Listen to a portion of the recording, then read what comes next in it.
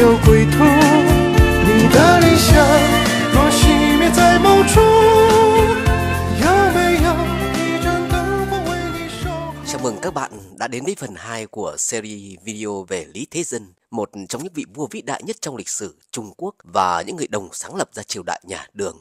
Trong phần 2 này, chúng ta sẽ cùng nhau khám phá những sự kiện quan trọng ngay sau khi Lý Uyên, cha của Lý Thế Dân lên ngôi và lật đổ nhà Tùy, một bước ngoặt lớn trong lịch sử Trung Quốc. Tuy nhiên, con đường cai trị của nhà họ Lý không hề dễ dàng. Mặc dù đã đánh bại nhà Tùy, nhưng vẫn còn rất nhiều những lực lượng phản kháng và thế lực đối địch chưa chịu khuất phục.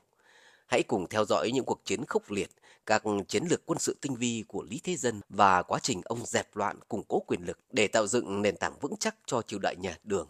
Chắc chắn các bạn sẽ thấy rõ sự tài ba và quyết đoán của một vị hoàng đế thực sự. Đừng quên nhấn like và đăng ký kênh để không bỏ lỡ những phần tiếp theo trong hành trình tìm hiểu về một trong những triều đại thịnh vượng nhất của lịch sử Trung Quốc.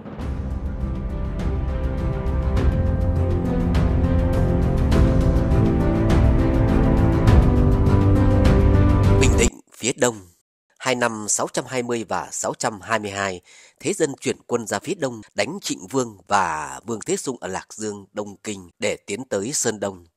Tháng 7 năm 620, Lý Thế Dân thống lãnh 7 đạo quân, 25 đại tướng và hơn 10 vạn tinh binh đã tiến đánh Lạc Dương với mục đích tiêu diệt thành Lạc Dương của Vương Thế Sung. Đến tháng 9 đã quét sạch ngoại trừ điểm ngoại vi vây khốn Lạc Dương. Lý Thế Dân muốn đánh nhanh hạ gục thành, nhưng không ngờ Vương Thế Sung dựa vào thế thành cao hào sâu cố thủ, giằng dai mãi cho đến đầu năm sau mà thế cục chẳng mấy sáng sủa. Vương Thế Sung bị vây trong thành mấy tháng, quân dân đều đói, liền sai người cầu cứu với Hạ Vương là Đậu Kiến Đức. Khi hay tin, Đậu Kiến Đức đem 30 vạn quân tới cứu Lạc Dương. Đậu Kiến Đức muốn duy trì thế chân vạc giữa ba nước, sợ nếu Vương Thế Sung thất thủ thì lực lượng của nhà Đường ngày càng lớn mạnh. Lúc đó thì vận mệnh của mình cũng khó tránh khỏi hiểm nguy, nên vội vã giấy binh ngày đêm đi cứu viện. Các tướng của Thế Dân lo ngại không chống nổi cả hai mặt, muốn rút quân vây Lạc Dương, nhưng Thế Dân cương quyết không nghe. Ông cho rằng Đậu Kiến Đức đích thân dẫn quân đến tăng viện, thế đang rất mạnh, nếu sợ hãi rút lui để cho Đậu Vương hợp sức với nhau thì càng nguy khốn. Vương Thế Sung đơn độc cố thủ giữ thành, quân tàn, lương thực hết, không khó khăn gì có thể kiềm chế được. Quân Đậu Kiến Đức vừa chiến thắng, quân sĩ đang trong lúc tự mãn sinh lười biếng. Nếu quân đội của ta dám nghênh đón trước, giữ lấy cửa Hổ Lao, có thể chẹt được ít hầu quân Đậu Kiến Đức. Nếu sợ hãi rút quân thì mất đi cơ hội tốt. Đợi khi quân Đậu Kiến Đức vượt qua Hổ Lao, đúng lúc những khu vực gần thành Lạc Dương vừa lấy được bị Đậu Kiến Đức cướp mất, thì quân Đường mới thực sự rơi vào nguy hiểm. Thế là Lý Thế Dân ra lệnh cho Lý Nguyên Cát khuất đột thông tiếp tục vây khốn Lạc Dương, chỉ chọn cách vây mà không đánh. Còn bản thân mình thì lãnh đạo Lý Thế Tích, Trình Chi Tiết, Tần Thúc Bảo, Uất Chỉ Kính Đức chỉ rút một phần quân nhỏ là 3.500 quân và dùng số quân đó với 1 vạn quân trong đồn Tị Thủy ở gần Lạc Dương để chống với 10 vạn quân của Đậu Kiến Đức.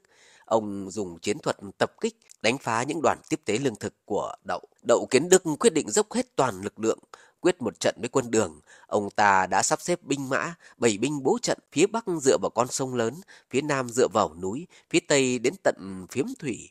Trận địa rộng đến 20 dặm. Lý Thế Dân đem theo Uất Chỉ Kính Đức lên trên cao nhìn xuống để tìm ra chỗ sơ hở và nhược điểm của quân địch. Sau một hồi xem xét, Lý Thế Dân bèn nói: "Này tuy chúng đã bày trận lớn, nhưng vẫn nhốn nháo vô độ, hàng ngũ cũng mất trật tự, thể hiện sự vô tổ chức kỷ luật. Ta mà không có động tĩnh gì thì dũng khí của đối phương sẽ tự suy sụp. Lâu dần như vậy binh sĩ sẽ mệt mỏi, tất sẽ đều muốn quay về.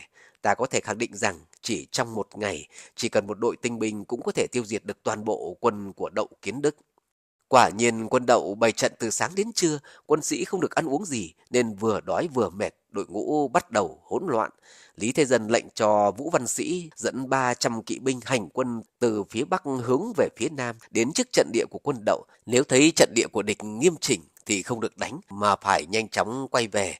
Còn nếu thấy trận địa dao động thì phải nhân thế mà đột kích. Thế trận của quân Đậu quả nhiên rất loạn.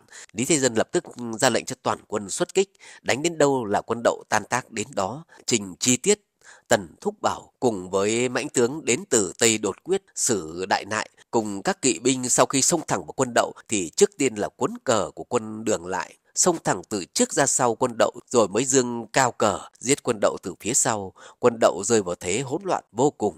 Chẳng bao lâu sau, quân Đậu bắt đầu tan tác. Quân Đường thừa thắng truy kích đến hơn 30 dặm, bắt giữ được hơn 5 vạn tù binh, bắt sống được Đậu Kiến Đức đưa về thành Lạc Dương cho Vương Thế Sung thấy. Vương bắt buộc phải đầu hàng.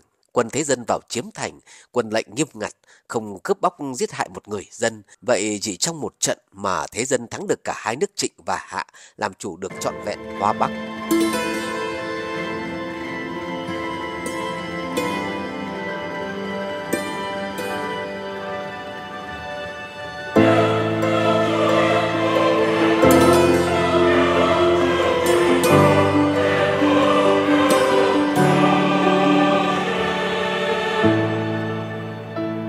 Bình Định phía Nam.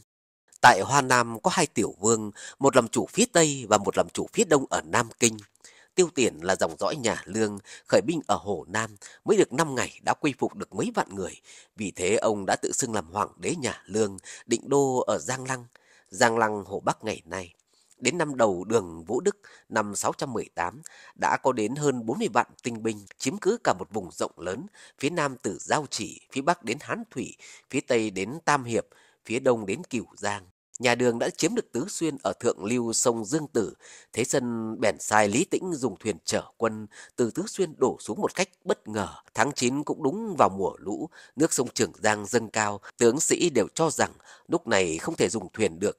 Lý Tĩnh lại khuyên Lý Hiếu Cung lập tức tiến quân, tiến công hết tốc lực.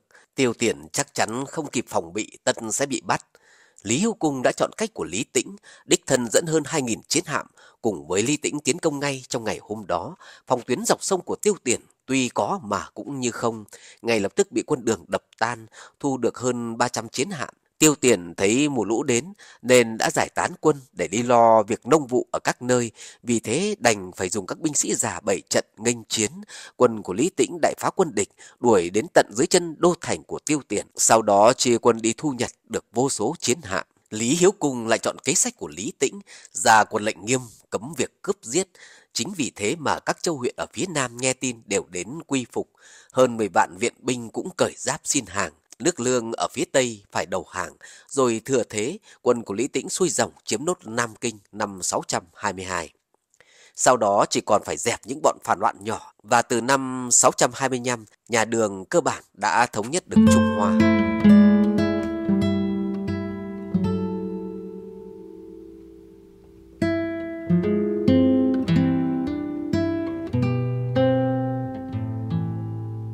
Thống nhất.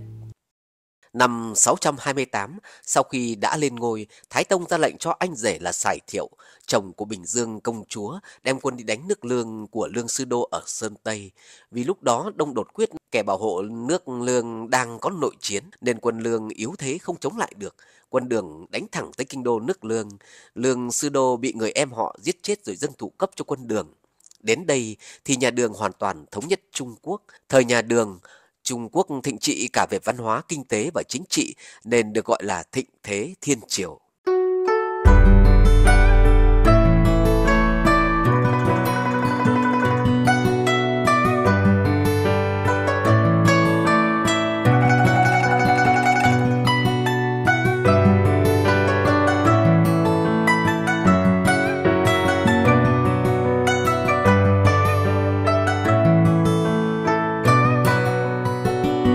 Sự biến Huyền Vũ Môn.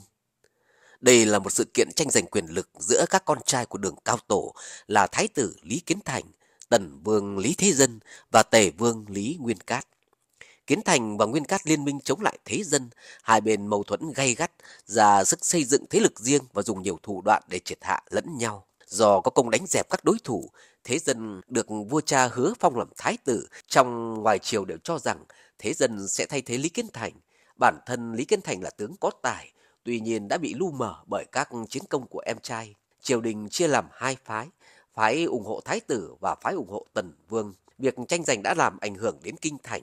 Khi lệnh của thái tử và Tần Vương, các quan đều bắt buộc phải thi hành như lệnh của hoàng đế, chỉ phải xem ai ra lệnh trước. Dưới trướng của Lý Thế Dân có lắm văn thần võ tướng, nhưng thái tử lại được Tề Vương Lý Nguyên Cát và hậu cung của vua cha ủng hộ. Năm 622, bộ hạ cũ của Đậu Kiến Đức là Lưu Hoắc Thát quay trở lại đất cũ của Đức Hạ, lại nổi dậy tạo phản, giết người em họ của thế dân và chiếm lại gần như toàn bộ nước Hạ cũ. Thủ hạ của Lý Kiến Thành là Vương Khuê, Ngụy Trưng đã hiến kế nói thái tử cần lập công để tạo uy, chèn ép Tần Vương. Vì thế Lý Kiến Thành xung phong đi đánh Lưu Hoắc Thát. Đường Cao Tổ chấp thuận cho thái tử đi đánh giặc, và với sự giúp đỡ của Lý Nguyên Cát, Lý Kiến Thành đã đánh bại Lưu Hắc Thát. Lưu Hắc Thát bỏ chạy nhưng bị thủ hạ phản bội, bắt nộp cho Lý Kiến Thành. Lý Kiến Thành cho giết Lưu Hoắc Thát rồi khải hoàn về Trường An. Trong vài năm tiếp theo, cuộc tranh giành càng khốc liệt, nhưng cả Lý Kiến Thành và Lý Thế Dân đều làm tướng khi có đột quyết xâm nhập. Năm 623, Phụ Công Thạch ở Đan Dương làm phản. Cao Tổ ban đầu muốn Thế Dân đi dẹp, nhưng sau đó lại đổi ý, sai Lý Hữu Cung đi thay Lý Thế Dân.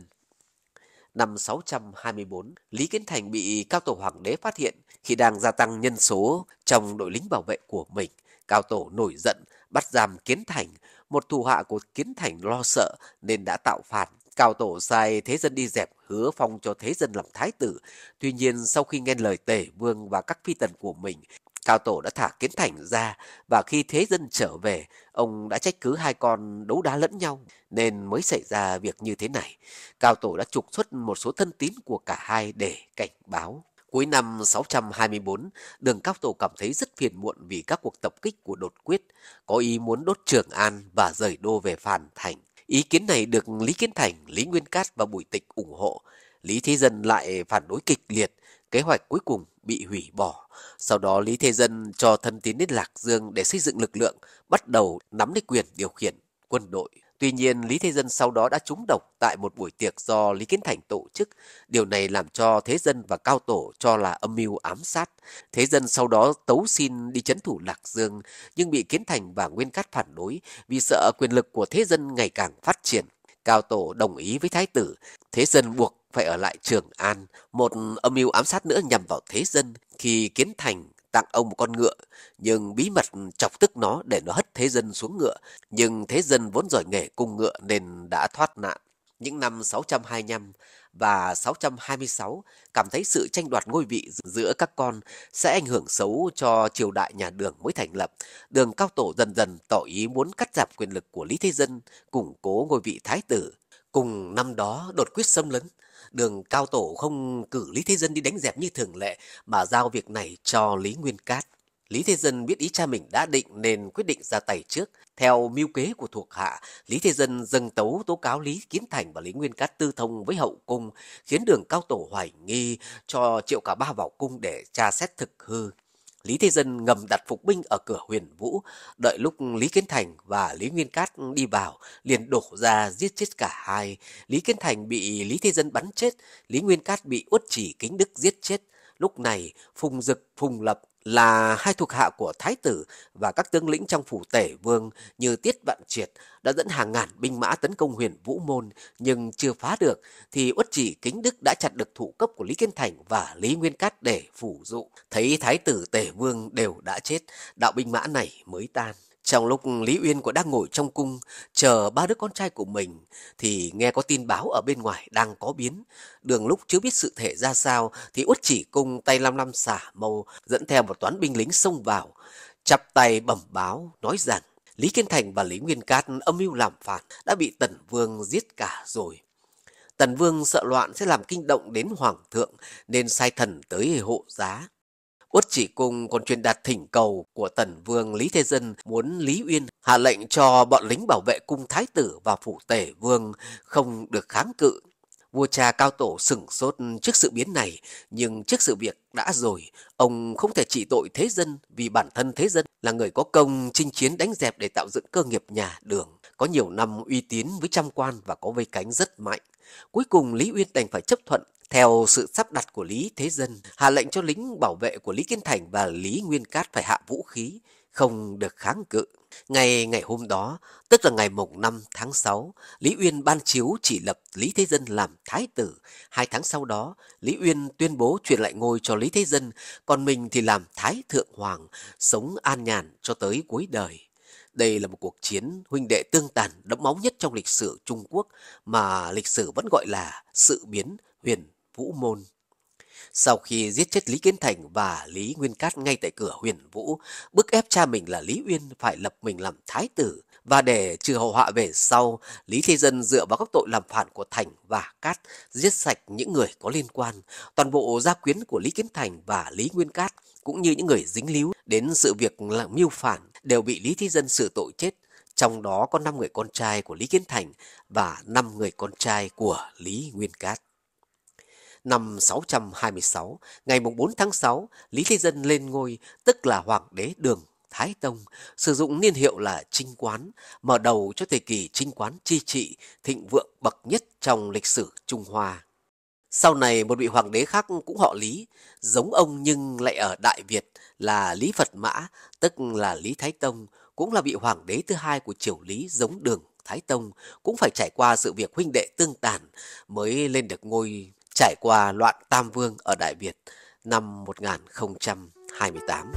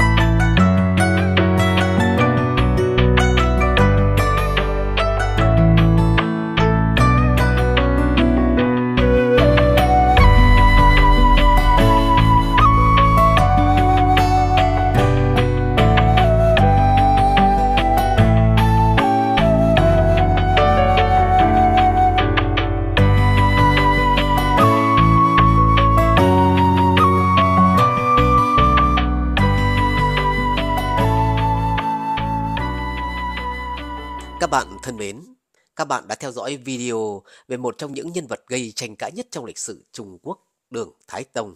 Ông là người đã không ngần ngại sử dụng bạo lực và thủ đoạn để tranh đạt những mục đích của mình. Ông đã không từ một thủ đoạn nào, kể cả việc giết hại 2 người anh em ruột thịt để chiếm đoạt ngôi vị hoàng đế. Dù hành động của ông có thể bị lên án về mặt đạo đức, nhưng trong thế giới của chính trị và quyền lực, đôi khi đó là sự lựa chọn không thể tránh khỏi. Lý Thế Dân không chỉ nổi bật vì sự tàn ác trong cuộc tranh đoạt quyền lực, mà còn vì tài năng lãnh đạo xuất sắc. Sau khi lên ngôi hoàng đế, ông đã thực hiện nhiều cải cách quan trọng và chiến lược quân sự tài ba, giúp Đường triều trở thành một trong những triều đại hùng mạnh và thịnh vượng nhất trong lịch sử Trung Hoa.